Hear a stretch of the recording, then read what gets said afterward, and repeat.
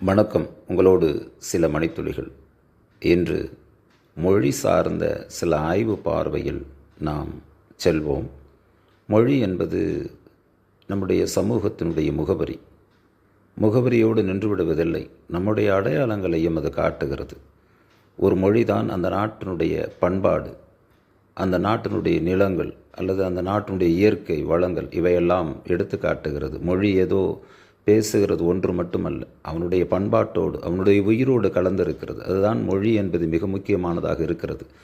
உலகம் முழுவதும் இன்று எத்தனையோ மொழிகள், குறிப்பாக 6000க்கும் அதிகமான மொழிகள் பேசப்படுகிறது. ஆனால் எல்லோ மொழிகளுக்கும் எழுத்து இருக்கிறதா என்றால் இல்லை, மிக குறைவாகத்தான் எழுத்து இருக்கிறது. எஸ்பராண்டோ என்ற ஒரு மொழி உருவாக்கப்பட்டது போலந்து நாட்டில். ஆனால் அந்த மொழியை பரப்புவதற்கு எவ்வளவோ முயற்சிகள் எடுக்கப்பட்டது. ஆனால் அந்த முயற்சி தோல்வியில் தான் முடிந்திருக்கிறது. இனி வரும் காலங்களில் எஸ்பராண்டோ என்ற அந்த மொழி பொதுமொழியாக வருமா என்றால் நிச்சயமாக இருக்க வாய்ப்பு இல்லை.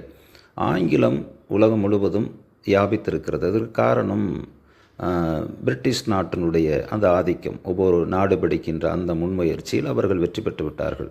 வணிக நோக்கத்துக்காக வந்தவர்கள் அவர்களுடைய மொழியையும் அவருடைய பண்பாடு இவையெல்லாம் பரப்பினார்கள். அது இன்று உலகம் முழுவதும் பற்றி கொண்டது. ஆனால் அந்த மொழியை பேசுகிறவர்கள் மிக குறைவானவர்கள் தான். 39 கோடி அல்லது 40 கோடி என்று கணக்கிடப்படுகிறது.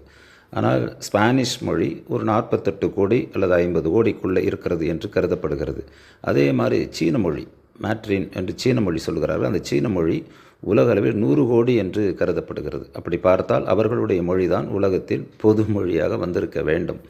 உலகத்தில் எங்கு சென்றாலும் சீன மொழி என்பது அதனுடைய தாக்கம் இருக்கத்தான் செய்கிறது. ஆனால் பொருளாதாரத்தில் அவர்கள் முன்னணியில் இருக்கிறார்கள். அவர்கள் ஆங்கிலத்தை பெரிய அளவுக்கு மதிப்பதில்லை சீன மக்கள். ஆனால் ஒரு காலகட்டத்தில் அந்த மொழி உலக மொழியாக வந்துவிடுமோ என்ற ஒரு அச்சமும் இருக்கிறது. எப்படி இருந்தாலும் அவரவர் தாய்மொழியை மீட்டெடுக்க வேண்டும். இவ்வளவு மொழிகள் இருந்தாலும் உலகில் 6 மொழிதான் செம்மொழியாக கருதப்படுகிறது. அதுதான் உண்மையும் கூட. அதில் இந்தியாவில் 2 மொழி இருக்கிறது. நமக்கு பெருமைதான்.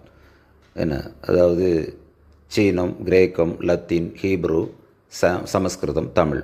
ஆகவே இந்த 6 மொழியிலையும் மிகவும் இலக்கியம் வாய்ந்த மொழிகளாக 2 கருதப்படுகிறது. அது சீனமும் தமிழும். தமிழ் நமக்கு பெருமையை தருகிறது. ஏன் சமஸ்கிருதம் இல்லையா? சமஸ்கிருதம் இலக்கியங்களை பல்வேறு திரட்டுகளை வைத்திருக்கிறது. ஆனால் பலருக்கும் தாய்மொழியாக இருக்கிறதா என்றால் அங்குதான் கேள்வியாக இருக்கிறது. ஆனால் இந்திய அரசாங்கம் அந்த மொழிக்கு நிறைய செலவு செய்கிறது. அதுக்குள் நாம் போக வேண்டாம். ஆனால் தமிழ் என்பது ஆதி மொழி. நாம் சொல்லவில்லை, வெளிநாட்டவர் சொல்லுகிறார்கள் தமிழ் ஒரு மூத்த மொழி என்று. லெமோரியா கண்டம், அங்கு ஆராய்ச்சி செய்தால் அதற்கான வழிவகைகள் கிடைக்கும் என்று ஆராய்ச்சியாளர்கள் சொல்லுகிறார்கள். அப்படி பார்க்கிற போது தமிழ் பேசுகிற போது நமக்கு சிறப்பு. ஒவ்வொரு மொழியும் அவரவர்களுக்கு உயர்வு தான். எந்த மொழியும் மட்டம் என்று சொல்லிவிடக்கூடாது. நம் மொழியை நாம் உயர்த்தி பேசுவதற்கு அல்லது பாராட்டி பேசுவதற்கு எல்லா உரிமையும் உண்டு. ஆனால் இன்னொரு மொழியை நாம் குறைத்து பேசிவிடக்கூடாது. அது தவறு. தத்தம் தாய்மொழி அவரவர்களுக்கு உயர்ந்தது தான், இல்லையா? தாய்மொழியில் பேச வேண்டும். ஆனால் தாய்மொழியில் பேசாதவன் நம் மனிதனே இல்லை என்பது என்னுடைய கருத்து. அவன் ஒரு சாபக்கேடு. இந்த உலகில் வாழ்வதை விட அவன் இறந்து போகலாம். என தேவையில்லை. தன் தாய்மொழியில் பேச வேண்டும். ஏன், என்ன வெட்கம்? எதற்காக அந்த வெட்கத்தை படுகிறீர்கள்? ஆங்கிலம் ஒரு தொடர்பு மொழியாக வைத்துக்கொள்ளலாம். அதில் நான் தவறில்லை. ஆங்கிலத்தின் மூலமாகவும் அறிவு கற்றுக்கொள்ளலாம். ஆங்கிலம் நான் எதிராக பேசவில்லை. அது உலக மொழியாக இருக்கிறது. அதை தவிர்த்து விட முடியாது. ஆனால் ஆங்கிலம்தான் எல்லாவற்றுக்கும் சிறப்பு. ஆங்கிலம் பேசினால்தான் நமக்கு அறிவு இருக்கிறது என்று பல முட்டாள்கள் பேசிக்கொண்டு இருக்கிறார்கள். அதுதான் மிகுந்த வருத்தமாக இருக்கிறது. அதை நாம் ஒதுக்கிவிட்டு நம்முடைய தாய்மொழியில் பேச வேண்டும். அது எந்த மொழியாக இருந்தாலும் இருக்கட்டும். கன்னடமாக இருக்கட்டும், மலையாளமாக இருக்கட்டும், தெலுங்காக இருக்கட்டும், ஹிந்தியாக இருக்கட்டும், பெங்காலியாக இருக்கட்டும். இன்று அதாவது உலகம் முழுவதும் தாய்மொழி தினம் என்று கொண்டாடப்படுகிறது. பிப்ரவரி 21. அது வங்க மொழியினுடைய ஒரு நபர் ஐநா மன்றத்துக்கு கடிதம் எழுதி அவர் போராடி அந்த ஒரு மாணவர்களுடைய போராட்டம் டாக்காவில் நடைபெற்றது. அது தாய்மொழி தினமாக கொண்டாடப்படுகிறது. ஆகவே தமிழ் கூட தாய்மொழி தினமாக உலகத்தில் கொண்டாடப்பட்டிருக்க வேண்டும். தமிழ் என்று பேசுகிறோம். இவர்கள் யாரும் போராடி ஐநா மன்றத்துக்கு யாரும் செல்லவில்லை. ஆனால் அவர்கள் அதை முந்திக் கொண்டார்கள். உலகத்தின் மூத்த மொழி என்று பெருமை பேசுகிறோம். இங்கு பெருமை பேசிக்கொள்கிறோம். ஆனால் வெளியில் போய் பேசுவதில்லை. அதுதான் வருத்தம். ஆனால் வெளிநாட்டு தமிழர்கள் இதிலே கொஞ்சம் மாறுபட்டு தாய்மொழியை வளர்க்கிறார்கள். நம்முடைய பண்பாட்டை காத்து வருகிறார்கள். அதனால்தான் உலகம் முழுவதும் என்று பேசப்படுகிறது தமிழ் சார்ந்து. அதனால் ஒரு மொழி என்பது முகவரி, அடையாளம், நம்முடைய பண்பாடு, உயிரோடு கலர்ந்த, நம்முடைய குருதியோடு கலந்த ஒன்று. யாராக இருந்தாலும் தத்தம் தாய்மொழியில் பேச வேண்டும் என்பதுதான். உலகம் முழுவதும் இன்று நிறைய மொழிகள் பேசப்படுகிறது. பல மொழிகளை மீட்டெடுத்து கொண்டு வருகிறார்கள். ஹீப்ருலாம் இப்பொழுது மீட்டெடுத்து சிறப்பாக செயல்பட்டு கொண்டு இருக்கிறது. ஆனால் லத்தீன் மொழி இன்று உலகில் இல்லை. பேசிய மொழி தான் லத்தீன் கிடையாது.